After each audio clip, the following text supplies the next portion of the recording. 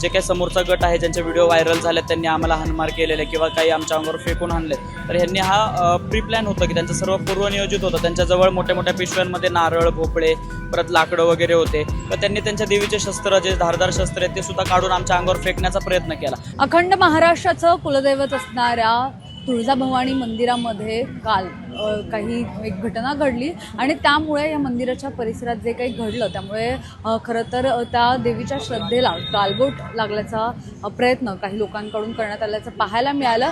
नेमकं काय घडलं, कारण सोशल मीडियावर याचे व्हिडिओ मोठ्या प्रमाणात व्हायरल होत आहेत. नेमकं काय घडलं, का ही हाणामारी झालेली आहे ते आपण सगळं जाणून घेणार आहोत. काय सांगाल, काय नेमकं घडलं? खरं तर संपूर्ण महाराष्ट्र राज्याची ती कुलदैवत आहे, कुलस्वामिनी आहे आणि तिथे मोठ्या श्रद्धेने लोक जातात. पण काल जे व्हिडिओ व्हायरल झाले तर तिथे मारहाण वगैरे झाल्याचं आपल्याला पाहायला मिळालं. नेमकं काय घडलं तिथे? जसं दरवर्षी आम्ही चैत्र पौर्णिमेसाठी तुळजापूरला जातो, तसं ह्या वर्षीसुद्धा आम्ही आमचे भाविक भक्त घेऊन, त्याच्यामध्ये काही वृद्ध महिला होत्या, काही छोटी मुलं वगैरे होती, कोणी फॅमिलीसोबत आलं तर कोणी एकटं आमच्यासोबत आलं तर आनंदाने आम्ही आमचा सोहळा पार पाडत होतो. छबिना झाल्यानंतर रिटर्न येताना जे काही समोरचा गट आहे ज्यांचे व्हिडिओ व्हायरल झाले त्यांनी आम्हाला हाणमार केलेले किंवा काही आमच्या अंगावर फेकून आणले, तर ह्यांनी हा प्री प्लॅन होतं की त्यांचं सर्व पूर्वनियोजित होतं. त्यांच्याजवळ मोठ्या मोठ्या पिशव्यांमध्ये नारळ, भोपळे, परत लाकडं वगैरे होते, तर त्यांनी त्यांच्या देवीचे शस्त्र, जे धारदार शस्त्र आहेत ते सुद्धा काढून आमच्या अंगावर फेकण्याचा प्रयत्न केला. म्हणजे त्यांनी पूर्ण नियोजित करून सगळ्या गोष्टी घडवून आणल्यात असं तर आम्हाला वाटतं. पण का केलं? म्हणजे देवीच्या इथे लोक दर्शनासाठी जातात, तुम्ही सुद्धा बऱ्याच लोकांसोबत तिथे गेला होतात. हे अशा पद्धतीने पिशव्यांमध्ये भरून काय काय तरी घेऊन आले साहित्य तुमच्या अंगावर फेकलं असं तुम्ही म्हणताय. नेमकं का केलं? काय तुमचा पूर्वीचा वाद आहे किंवा का असं केलं?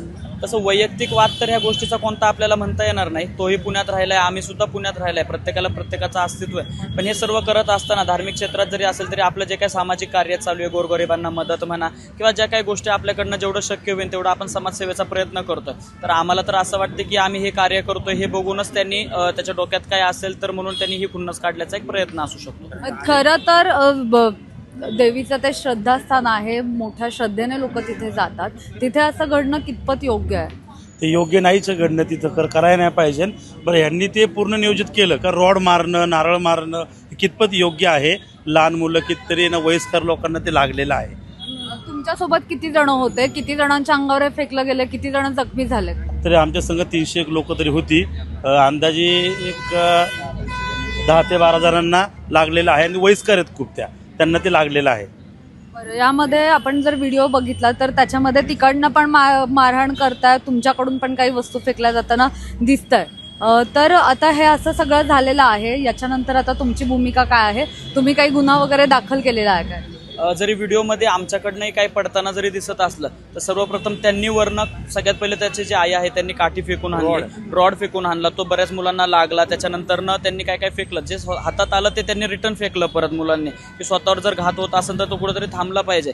आणि भरपूर समजून सांगून वातावरण शांत करण्याचा प्रयत्न केला पण ते काही झालं नाही. पण त्यावेळेस अनेक लोकांना लागलं असल्यामुळे आम्ही काही लगेच तिथे कंप्लेंटसाठी किंवा कार्यवाहीसाठी गेलो नाही. आम्ही तिथून जे सोबतचे लोक होते त्यांना सगळ्यांना घेऊन इलाजासाठी आम्ही पुण्याला आलो, कारण की वयोवृद्ध पण होते, त्यांच्या घरचे फोन करत होते की तिथे काय झाले आणि अशा वेळेस जर त्यांच्या जीवाला काय झालं असतं तर ती जबाबदारी आमच्यावर आली असती, म्हणून आम्ही तिथून थेट पुण्याला परत आलो. बरं, आता या सगळ्या संदर्भात तुम्ही काही गुन्हा दाखल केलेला आहे का? आणि जर केला असेल तर तो कुठे दाखल केलाय आणि किती जणांच्या विरोधात दाखल केला? तो सोशल मीडियावरती जे काय आमचे व्हिडिओ व्हायरल करतोय त्या विरोधात आम्ही सायबर क्राईममध्ये जे ज्या आयडिया आहेत, आता एक आयडी नाही आहे, भरपूर गोष्टींवरनं आम्हाला ट्रोल केलं जातं, तर त्या सर्व आयडिया आम्ही तिथं दिलेल्या आहेत. आणि CP ऑफिस म्हणा किंवा ज्या काही आमच्या परीने जी कारवाई करता येईल ती आम्ही त्या पद्धतीने चालू आहे.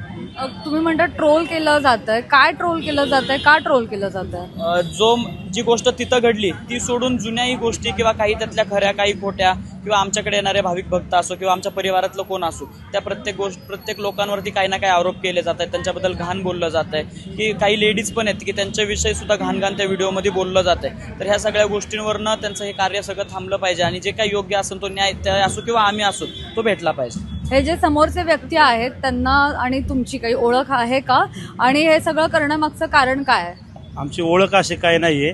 आता हे सगळं कारण खरं आहे ना त्यांनी सांगितलं पाहिजे. कारण की काय होते की आपण जी कामं करतो सर्व नाही का, ते कामं त्याला ना दिसत नसन, चांगले त्या मनाला वाटत नसन, म्हणून तो हे करतो. कारण की आपलं समाजकार्यामध्ये आपण प्रत्येक गोष्टी समाजकार्य करत असतो, ते त्याला देखवत नसन म्हणून त्यांनी ते केलेले आहे. किती जणांविरोधात गुन्हा दाखल केला आता?